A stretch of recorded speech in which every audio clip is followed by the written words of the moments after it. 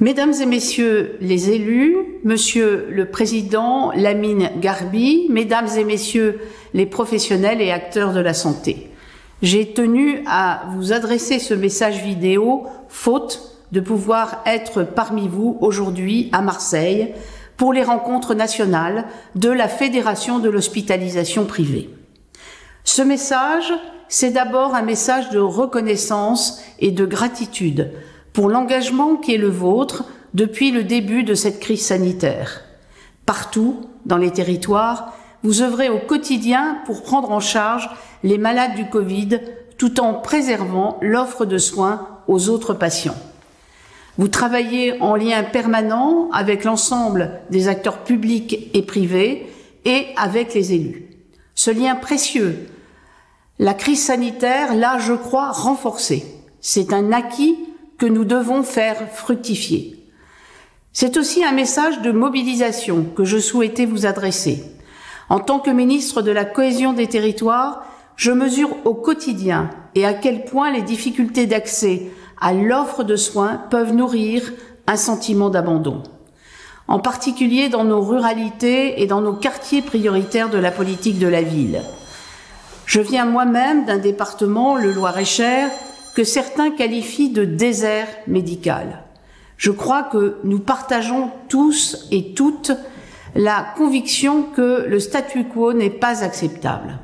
C'est pourquoi le gouvernement porte une attention prioritaire à la réduction des disparités territoriales sous la conduite du ministre de la Santé, Olivier Véran, qui aura, je crois, l'occasion d'échanger avec vous en cette fin de journée.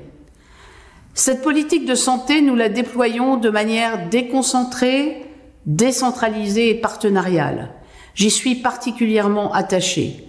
C'est tout l'objectif, par exemple, des communautés professionnelles territoriales de santé ou CPTS, qui ont le pour rôle de renforcer la coopération au niveau local entre tous les acteurs de la santé et de la prévention.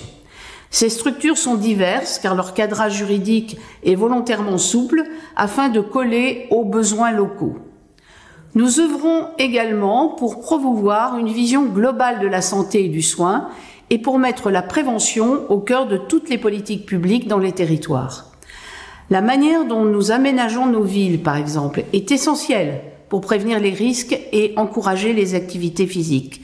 C'est le sens des démarches de design actif que nous encouragerons dans les petites et moyennes villes notamment et qui s'inscrivent dans le cadre de l'initiative Terre de Jeux 2024.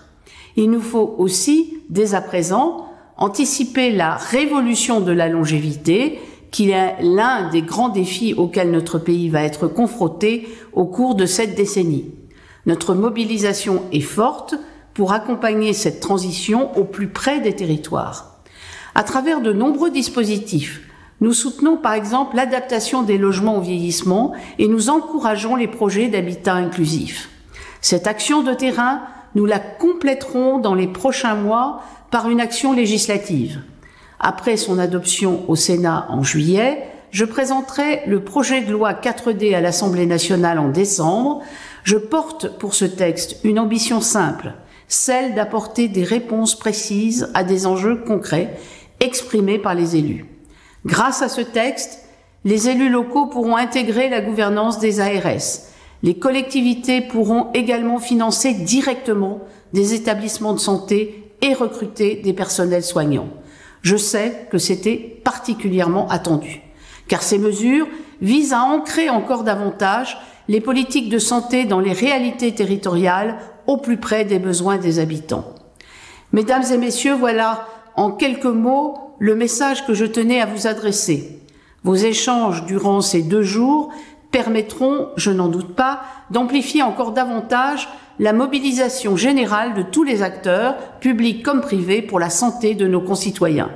C'est, j'en suis convaincue, un enjeu essentiel pour la cohésion des territoires. Je sais pouvoir compter sur vous pour, ensemble, y concourir. Je vous remercie et vous souhaite de très riches échanges.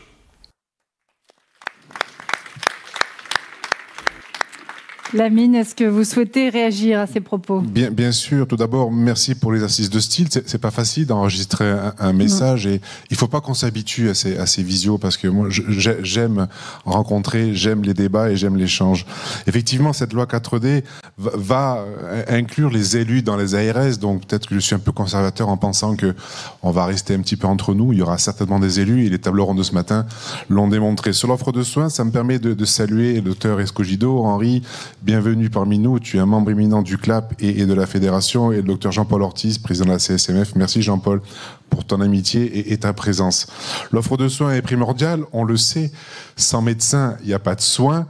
Sans clinique, il n'y a pas de médecin. Voilà, donc on est ensemble et c'est vrai que les récentes prises de position des uns et des autres nous confortent dans le fait qu'on doit travailler ensemble de plus en plus et essayer de préserver cette denrée rare que tu représentes avec tes confrères, qui sont les médecins et qui sont les porteurs de la qualité, parce que c'est vrai que nous sommes qualitatifs, mais c'est les médecins qui sont porteurs de la qualité des soins. Faut pas l'oublier et remettre aussi le médecin au centre des débats.